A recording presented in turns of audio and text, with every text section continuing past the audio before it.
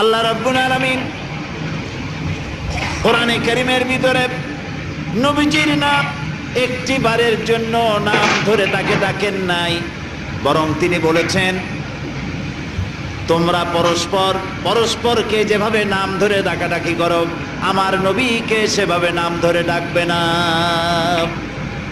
আল্লাহ নিষেধ করেছেন আমার নবীর নাম ধরে ডাকবে না। সুবহানাল্লাহ বিহামদিহি।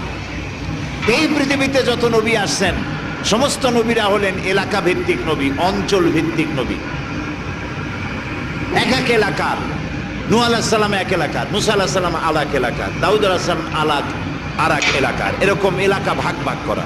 কিন্তু মুহাম্মদ সাল্লাল্লাহু আলাইহি ওয়াসাল্লামকে আল্লাহ রাব্বুল আলামিন কোন এলাকার জন্য নবী বানান নাই।